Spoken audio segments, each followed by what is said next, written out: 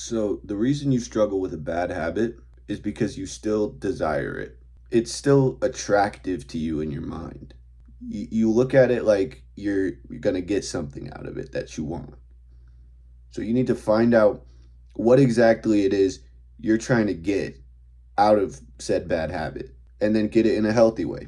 If you're struggling to start a good habit, it's because part of you finds it unattractive, part of you hates it. Now that I started this YouTube channel, it's pretty easy to make videos. But before I did that, I looked at it as this weird, scary process that I didn't want to go through. All this work that part of me just resented. And so I just gathered up the discipline and courage to make one video. And with that, I showed myself that, hey, it's not that bad. I can sit in front of a camera and talk. And in fact, it's kind of fun. So since I realized I kind of like making videos, and I definitely like where it could lead to, I'm not really struggling to start that habit or keep it going anymore because in my mind, I like it. If you like the gym, you're going to make gains way faster than the guy who hates the gym but goes there with pure willpower. You guys should seriously read the book Atomic Habits. It talks exactly about this. It says if you want to start a good habit, one of the principles of that is make it attractive.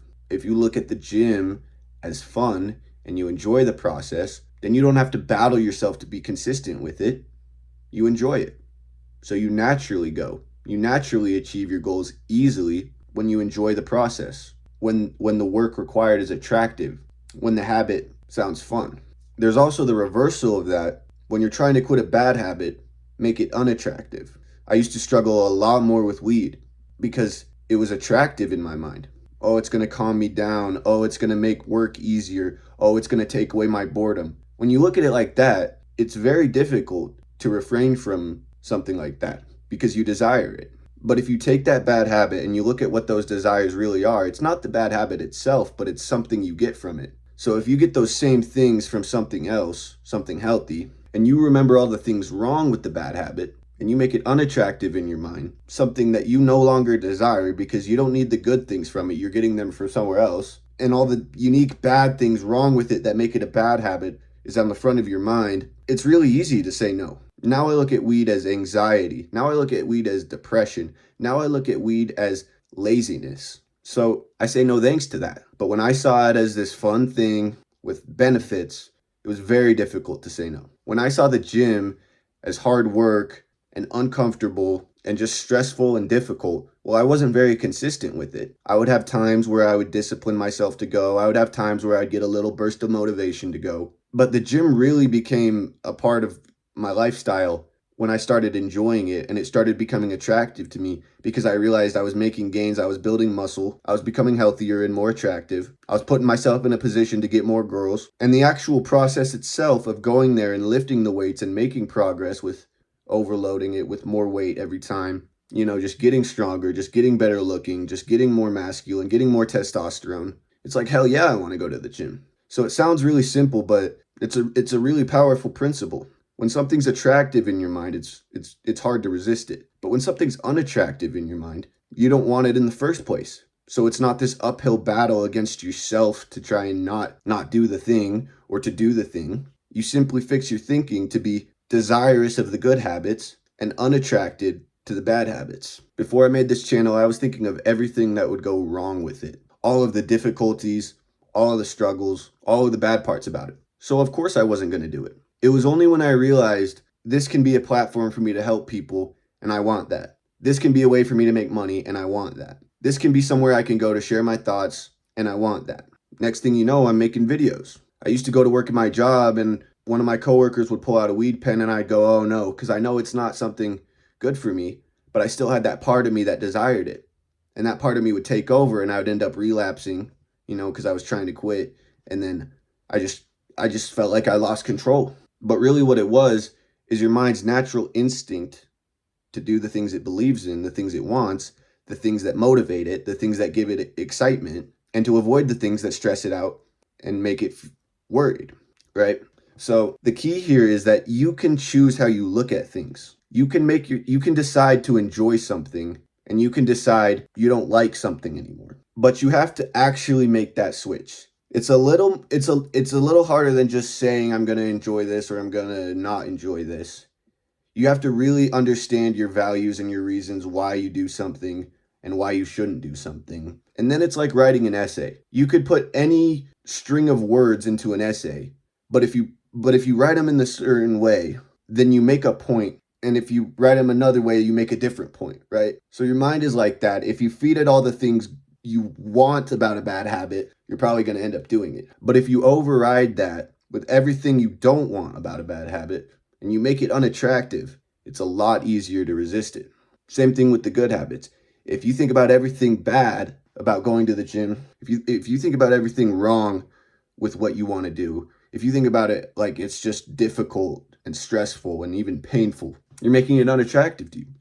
Like I said, you're not going to want to do it. So you want to make those things attractive. You want to take everything good about it, the rewards you get from it, the reasons why you tell yourself you should start doing something. Put that in the front of your mind. And like the essay analogy, take away press the backspace key on all of those points you don't want. Erase them from your mind. And if you still desire the bad habits, you have some unmet need that you're simply trying to achieve through whatever you're doing. If you can't stop beating your meat, you probably don't have a very good sex and dating life. So that need manifests in sitting there spanking the monkey. If you can't stop eating junk food, you probably have some need for comfort and escaping your stress, and it simply manifests in the form of eating junk food. So you need to address the underlying need and get it in a productive way. And you need to take all the reasons why something's wrong and why something's a bad habit and use that to make it unattractive. And you need to take everything that's good about a good habit and something you want to start doing more and make that the fucking headline for it. When you think about a habit, if it's a good habit, think of the best reason why to do it. If it's a bad habit, think of the worst reason why you shouldn't do it and fuck everything else. Are you going to include all of the information? No. You're going to include just the information to prove the point you want to prove, right? Your mind can't focus on everything. So what happens is you just focus on the desire you have for a bad habit and you end up doing it. You just focus on the stress you get from doing a good habit and you don't do it. Flip that. Focus on the rewards you want from the good habits. Focus on the downsides you want to avoid with the bad habits. Make it attractive in your mind to do the things you should by remembering where they lead, what you get out of them, why they're good. Remember why the bad habits are bad and why you shouldn't do them and how they cause you pain. Man, it was crazy. I felt like I was going crazy when I would try to resist wheat. But then I realized I simply desire the warm, fuzzy feeling it gives you. And then I said, well, wait a minute. Yeah, I get that warm, fuzzy feeling for a second when I smoke. But then I'm just this stupid, lazy, depressed guy for hours afterwards. As well as it damages my health. As well as it's bad for my mind. As well as it takes me farther away from God. I was like, I don't want that. So I tried the discipline strategy, the willpower, just suffer. And I eventually caved in because we all only have limited willpower. Eventually it's going to crack. And so I said, let me see if I can get a natural high. Because then at that point, I don't need another high. When you smoke and you're high, you don't actually, at a certain point, you don't actually want to smoke more. Why? You're already there. You're already where you want to be. So more of it becomes a bad thing. I noticed that one time. I hit the pen and then I didn't have any cravings for more. I didn't have any struggle to not smoke more because I simply didn't want to smoke more because I was already there. So get yourself there, whatever the need is for that bad habit, whatever the underlying desire is, figure out a productive way to get there. And then all that's left, when you think about it, all that's left after that is just the harmful effects that make it a bad habit. So it's like, it makes you happy. It makes you comfortable. It makes you feel good. Okay, figure out how to be happy, comfortable, and feel good. And then all that's left is the shit you're trying to avoid. And then when you think about it, you just think about the shit you're trying to avoid and you no longer want to do it. And then you don't do it. But when you have that part of you that wants it because you have that unmet need, you struggle with it. When you have this good habit with this need that you have met, right? You want to build this business to make more money because you want to be happy, but you're already happy in your current life. Well, it's not very motivating, is it? So you get rid of that stuff that's giving you that false sense of success, that complacency. And then when you look at the good habit, you just see that true path to success and you're like, yeah, I want that. So it's controlling how you look at it and how you feel and you're just writing that mental argument for yourself. Should I do this? Well, sometimes no, because the bad outweighs the good. Well, should I do this? Sometimes yes, because the good outweighs the bad. But you have to fully feel that and believe that and construct it that way, or you're just going to run back to whatever you're just going to run back to whatever's in your comfort zone. You're just going to run back to whatever's holding you back. And you're just going to avoid what's going to take you to the next level because you know the pros and cons of what you do. It's just that you value them differently because of how you think and how you feel, but you control how you think and how you feel. So get rid of the things keeping you complacent, stopping you from the bad habits, and get rid of this mindset of there's rewards in the bad habits, and then the bad habits are just unattractive and the good habits are just attractive because you don't have what you need from the bad habits and you do have what you need from the good habits. And you've made the argument something that works for you and your values and your beliefs, and there you go. You still need discipline, but this makes it a lot easier because eventually, if you truly desire something that doesn't take much effort, eventually you're going to give in and do it. So you have to destroy that desire. And if you truly want to avoid something because of the work it takes, well, eventually you're going to avoid it. So destroy the fear of that work, or destroy that belief that it's not worth it or it's too hard or something.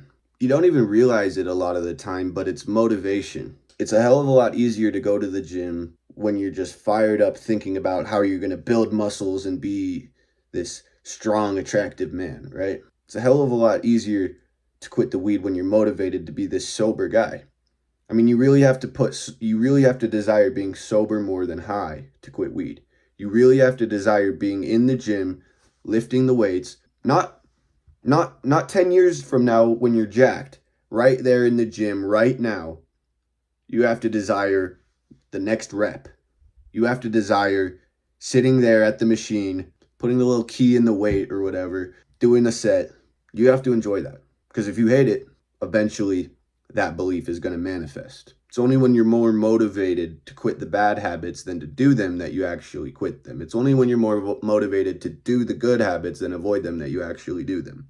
It's only when your belief system no longer desires the bad habits that they fade away for good. It's only when in your belief system the good habits truly sound better than the bad habits or avoiding the good habits that you actually do them for the long term. You could get yourself to do or not do something once or twice, but to really make the long-term change that we want, it's how we look at it. If you're looking at it like, oh, I want to do this so bad, but I know I shouldn't, how much do you really know that you shouldn't? Because you still really want to do it, right? So maybe you know that you shouldn't, but you also know that there's some reward in it that you want. Well, tell yourself whatever you need to tell yourself to no longer want that reward. And then you're like, I'm good. Because whatever I got out of it, I can get some other way, some better way. And all of the unique problems with it that outweigh the benefits, I want to avoid. And on the other side of things, if you're like, oh, I want to start this good habit, I want to do this productive thing, but I don't feel like it. It's like, how much do you really want to do it? How much in your beliefs, how much in your mindset are you actually saying all the things right with it? How much are you actually taking whatever problem you have with the good habits, fear, doubt, laziness, and just killing that? When you just fucking make a video for YouTube, you start destroying that fear you have from being judged or whatever. And then all that's left is views, likes, subscribers, money, status, fame, fortune. So it's like, yeah, I want to do that. And when you destroy all those beliefs about, smoking weed, like, oh, it feels good and it's fun.